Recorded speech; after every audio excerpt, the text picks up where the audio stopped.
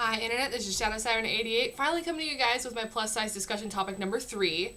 And I'm sorry for being late, I've had a lot going on, and plus I am getting also down to the bottom of my list. And as the week's been going on, I have been finding new articles and new stuff for me to think about, and I'm hoping to start discussing some of those articles I've posted, because on a few of my videos I've posted them, but I didn't really talk very much about them at all, and I hope to do that soon, and maybe even have just videos breaking down some of the videos, episodes, and or articles on the site. I also want to let you guys know I'm also still working on the personal project about the men's side, going into men's self-image and their side of the story. I've only had about 4 guys actually respond to me, and some of them were friends and another one was another YouTuber, but I am having difficulty getting guys to talk about it. I don't know if they just think I'm a weirdo for bringing up the subject or what, but I want to get more than 4 before I make a video about it. So now that I've adjusted my camera for optimum video quality, I want to talk to you guys today about, I know I've talked a lot about individual exoticness, as I term it, and I guess it is kind of like a no-duh moment that none of us look the same, but a lot of beauty strives toward this one type of look that we consider beautiful, that is our cultural construction here in the States. And I honestly, the way I view it is that with how big the population is now and how diverse, especially here in the States, is with different minorities, and you just see a big mixture of people in one area. And I want to get into the topic. I've had doppelgangers, I've had women that look like me, I even had one on YouTube kind of rant at me, is like that, and it was a little weird, but it happens to me a lot. It even happened, and let me just tell you guys the extent of doppelgangers that I've had. I've had random people come up to me while I was putting gas in my car and think I was completely somebody else. And fortunately, it was never like a really scary moment where it's like, you owe me money or anything like that. But it's been really prevalent. Like when I was in high school, there was a girl named Megan that was exactly like me, and she was such a strong resemblance between the two of us that even my mother mistaked me for her. That's how strong we looked alike. And I kind of blame some of my attributes, the way that there are so many of us that look like, based on my Dutch heritage, because I've known a lot of Dutch people, especially me and our family. You can tell that we're family because we look very much the same. And other people that I've met that have had really tight Dutch descent have actually, there's not too much of a difference. And the point I want to make, though, is that a lot of us already look a lot like just people in the media, because these people in the media aren't like from a different world or anything like that. They are people just like you and me, which is duh moment. But what I want to get to is that we spend so much time trying to strive to particular celebrities in the media to look like them because they have the definitive beauty characters that we seek out. It's almost cartoony when you start looking like a stereotype or a caricature, or you're impersonating that celebrity. And I know there's always going to be times where it's like, oh, you look like so-and-so from this show or anything like that. And I think it's just utterly silly. It's cool to take qualities from celebrities you like, or styles or trends or whatnot, but don't try to look like them. And I mean this, like, don't try, it's like, oh, I want my nose like Lindsay Lohan's, or I want boobs like Paris Hilton or something. It's like, it's silly. You should not have to surgically alter yourself to look like another person that you think is better than you. Because you know what? And I keep saying this, and it's probably getting super old, but you are beautiful as you. If you look like somebody else, you're impersonating them, and that's why you're going to hate yourself. Because it's not you.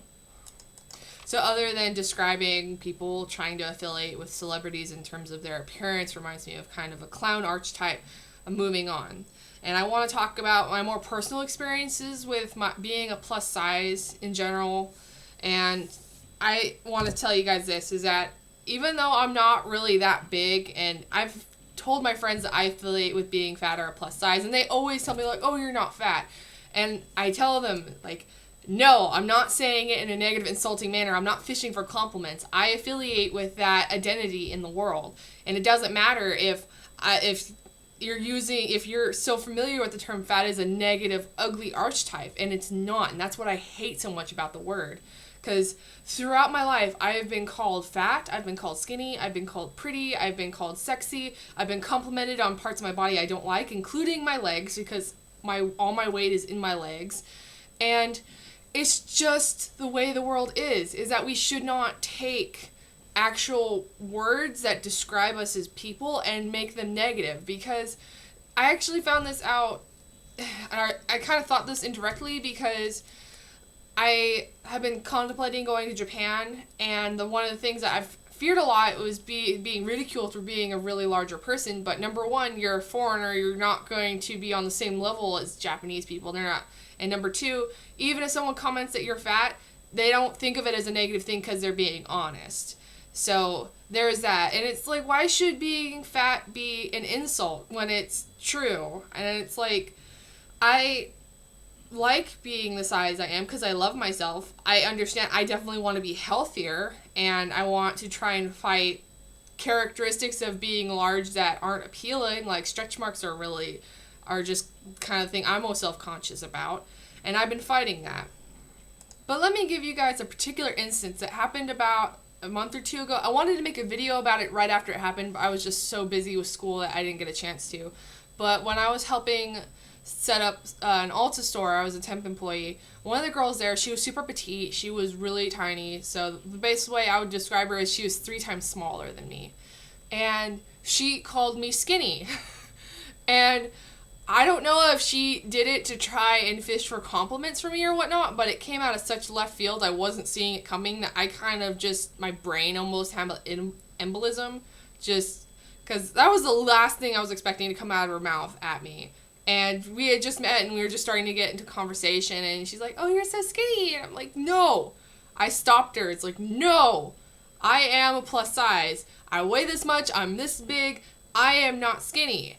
And if that was a compliment you were trying to give me, then I guess I accept it, but I am me, and I am beautiful as me. And it just really threw me off. And it happens on such a day-to-day basis that we don't really think about it.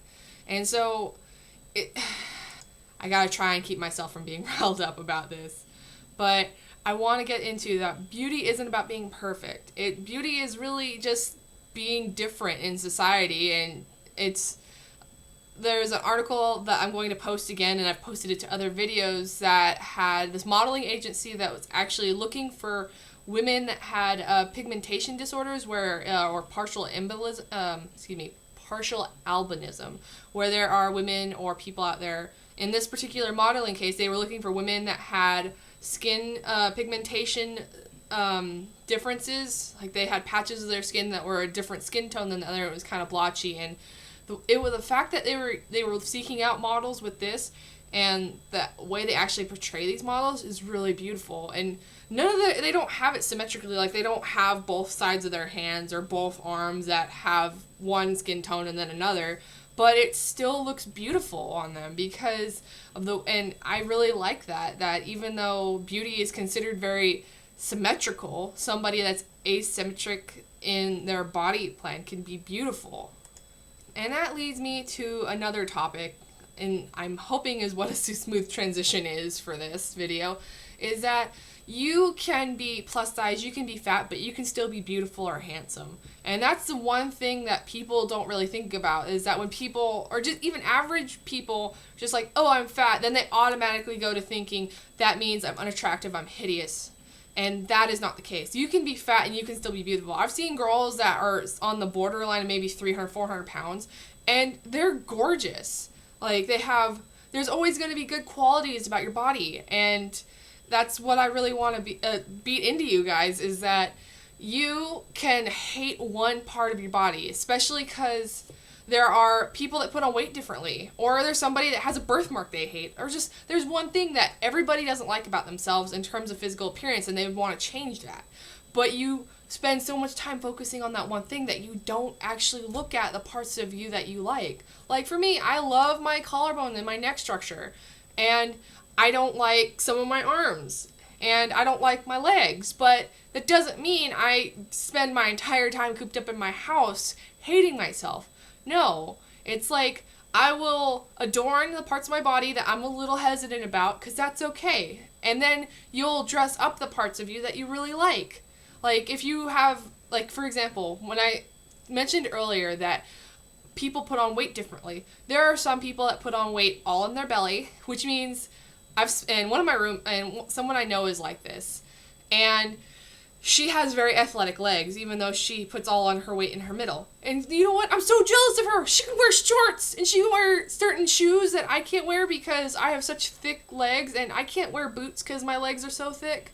But she can wear shorts, and it'd be awesome. I wish my legs were like her, but I don't dwell on it, and I don't really drive myself crazy trying to achieve that because this is the way I'm built. And additionally, if you're like me and you put all your weight on in your lower body, then your upper body is pretty much average. And I can wear up to a women's medium top depending on what brand it is. And it still looks good on me. And there's a lot of tops that I also can't wear because of my bust, but dress up the characteristics of your body that you like. And another thing, if you tend to put on, well, that's the same. If you put on weight up in your upper body, you're going to have a lower trim in your other parts of your body. So it's like, just dress up the parts of your body that you like. And additionally, if they're whatever part of you that you actually gain weight on, look up fashion tips that actually help kind of minimize that appearance. I know for me, since most of my weight is in my hips and my legs, that they were talking about flared jeans. There's debate on that now, if flared jeans actually help equalize your hips and because of making a really flared bottom in your ankles.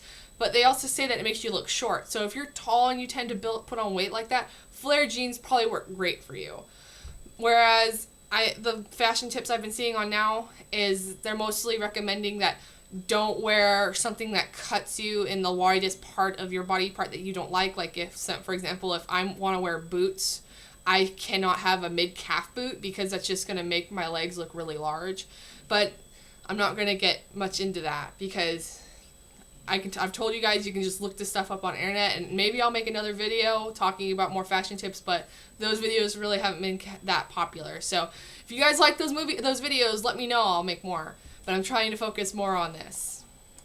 Additionally, I'm going to have in the description box a link to a link of picture article where it's 32 celebrities, excuse me, that don't have their makeup on. And what I really want to show through with this article is that a lot of these celebrities, you would have never guessed who they were. They could probably not even put any makeup on, just crawl out of bed, walk outside, no one would recognize who they are. And they look, and the title of this article is called 32 Celebs Who Look Below Average in Real Life. And it's like there's some of us that honestly can just roll out of bed, brush our hair, brush our teeth, and just walk out of the house and look amazing. There's other people that feel obligated to cake on an entire new face before they even go as far as to the grocery store or even leave their house or anything. Like, they have to have makeup on their face before they do anything. For me, I don't wear makeup that often. It's like I honestly was going to come on the screen today without any makeup on, but I was just like, you know what? If I'm going to make a video, I'm going to give you guys something nice to look at. So, and that's what I kind of want to drive to you, is that there are some celebrities that are very average looking in appearance, but they can actually depict themselves to look so, and plus a lot of the pictures that we see are incredibly photoshopped.